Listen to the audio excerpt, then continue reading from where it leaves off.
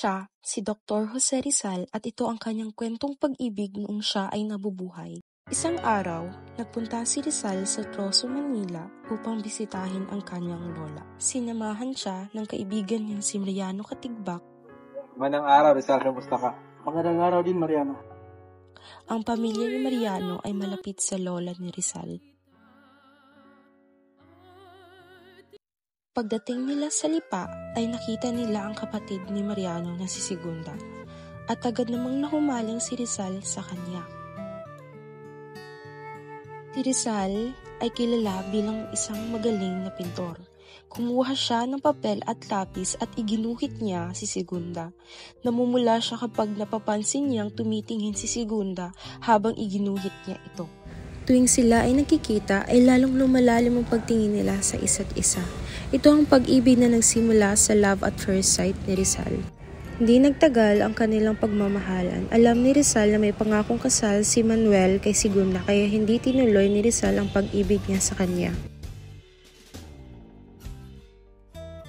Pumasok ng aklatan si Rizal upang magbasa ng mga aklat.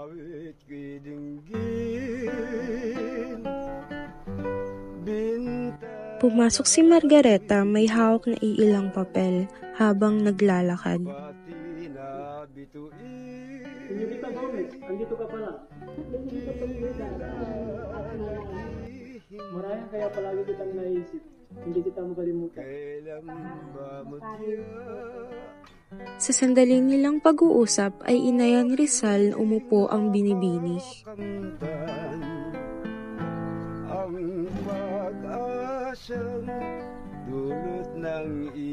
Sa huling oras ng kanilang masayang pagsasama ay malungkot ngunit puno ng pag-unawa ang kanilang mga mata. Nagpaalam si Rizal kay Margaret at umalis ito. Nang kita'y makita.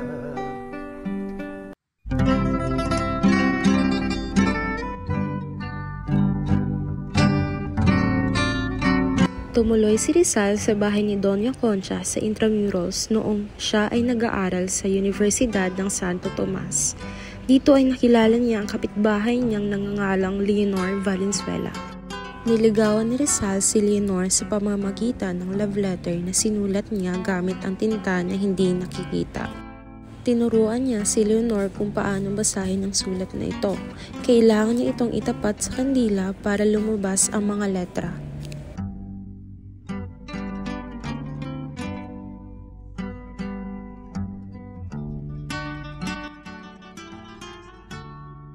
Sa isang payapang hapon sa Kalamba, naglalakad si Jose sa kanilang bakuran habang tangan ang maliit na aklat. Sa di kalayuan, nakita niya si Vicenta, ang dalagang madalas niyang makita tuwing umaga.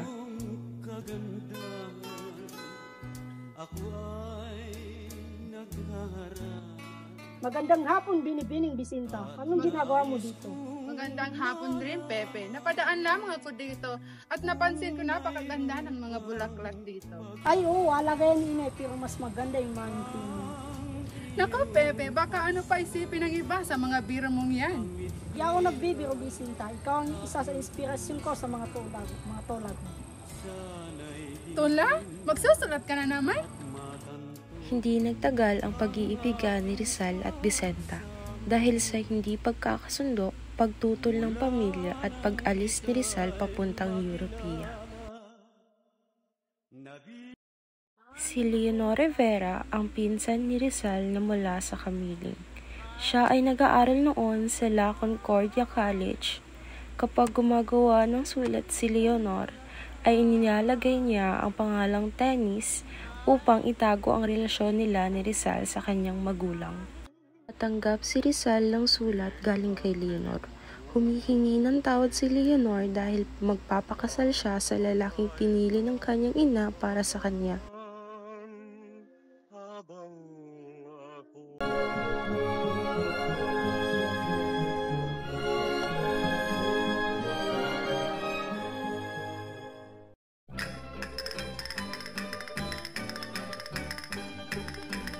Mariposa bella de mi tierra inmortal es la Filipina.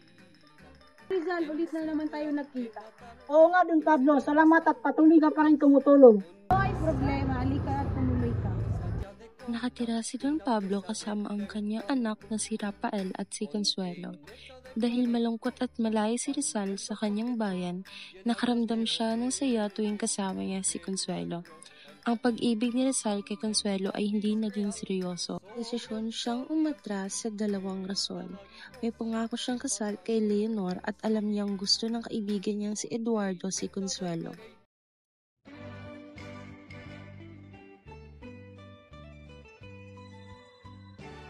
Punta si Rizal sa Japan at doon ay nakilala niya si Saiko Usini, o kilala bilang Osei-san.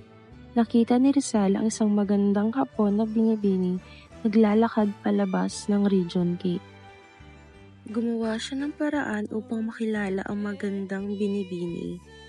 Nilibot nilang dalawa ang magagandang tanawin sa Japan at binisita ang mga dampana dito. Nakita ni Rizal na si Osei-san ang tamang babae para sa kanya. Nang dahil kay Osei-san ay naisipan niyang manirahan sa Japan, ngunit nangibabaw pa rin ang pagmamahal niya sa kanyang bayan. Kinalimutan ni Rizal si Osei-san at umalis ng bansa kahit na masakit ito para sa kanya.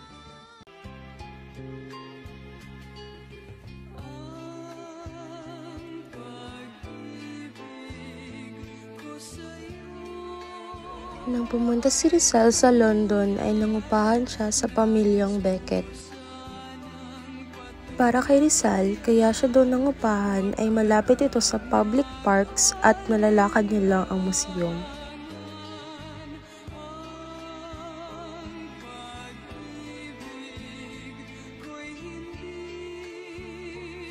Sa katunayan, sumulat si Rizal sa kanyang pamilya sa Calamba at sinabi niya na si Gertrude at Blanche Palayo ay Sisi ay may kasintahan na.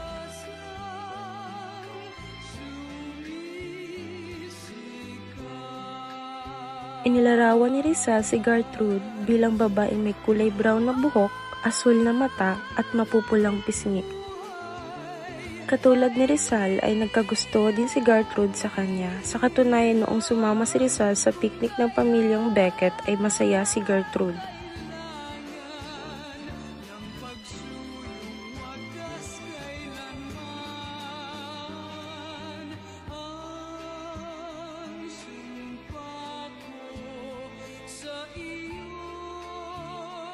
Masasabing simula sa pagkakaibigan hanggang sa pagiging magkasintahan ang kwento ni Rizal at Gertrude. Subalit biglang naisipan ni Rizal na umalis upang makalimutan siya ni Gertrude at ipagpatuloy ang misyon. Bago siya umalis ay binigyan niya ng eskultura ang magkapatid na Beckett bilang alaala nito nila.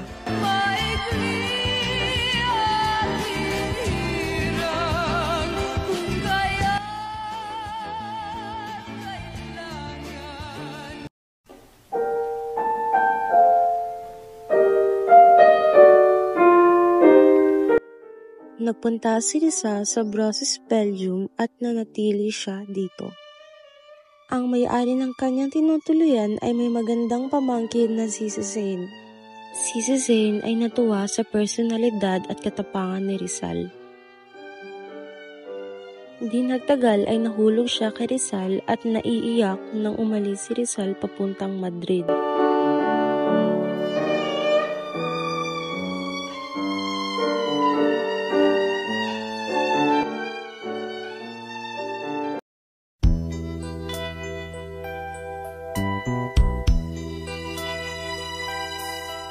Simulat sa pool, mahal kita, nalalaman mo. Umalis si Rizal upang magbakasyon. Siya ay bisita ng pamilya ng Bausted na mayroong 2 anak na babae. Buong akala ko'y hanggang wakas, bakit biglang Niligawan ni Antonio Luna si Nelly, ngunit mas pinili ni Nelly ibigan si Rizal. naniwala naman ako?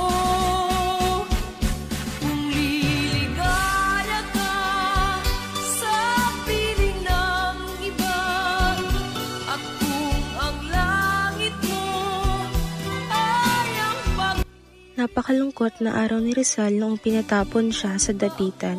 Naalala niyang kanyang pamilya at ang pinakamasakit sa lahat ay noong nalaman niya na namatay si Leonor Rivera.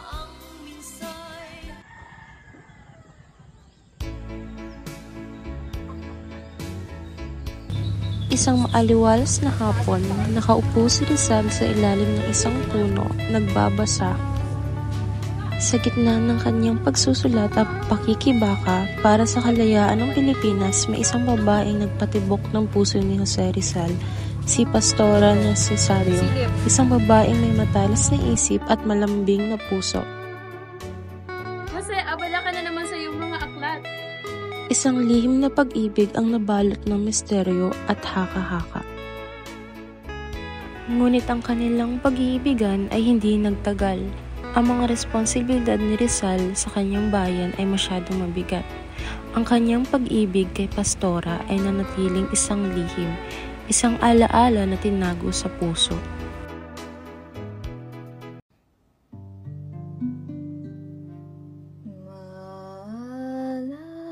Dumating si Josephine sa dapitan kasama ang kanyang ama na si Mr. George Tupper na may problema sa mata.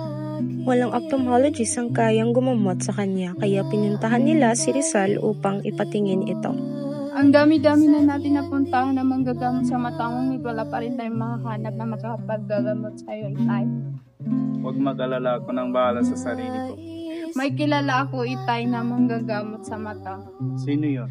Si Dr. Jose Rizal po.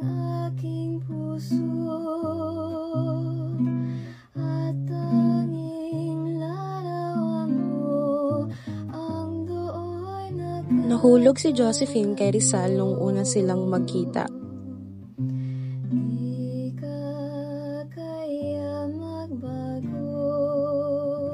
Pagkatapos ng isang buwan ay nagdesisyon si Rizal na hingiin ang kamay ni Josephine.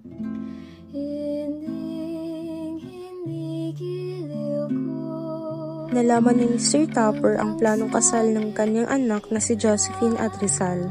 Dahil dito ay nagtangka siyang tapusin ng kanyang buhay, ngunit tinigilan siya ni Rizal. Tumanggi ang pastor ng dapitan na ipakasal ang dalawa. Dahil walang pastor ang gustong magpakasal sa kanila, ay naghawak sila ng kamay at kinasal sa harap ng Panginoon. Naging mag-asawa si Rizal at Josephine sa dapitan at nagkaroon sila ng anak. Ngunit ito ay nakulangan ng buwan kaya nabuhay lamang ito ng 3 oras. Sa mga huling oras ni Rizal ay madaming kaibigan ang dumalaw sa kanya. Pati ang asawang niyang si Josephine at ang nanay niya na si Teodora Alonso ay nagpunta. Humingi ng tawad si Rizal sa kanyang ina at pinaghiwalay sila ng kanyang bantay sa bilangguan. Ang sumpa mo sa akin na ang pag-ibig mo ay sadyang di magmamaliw. Kung nais mong matanto, buksan ang aking puso.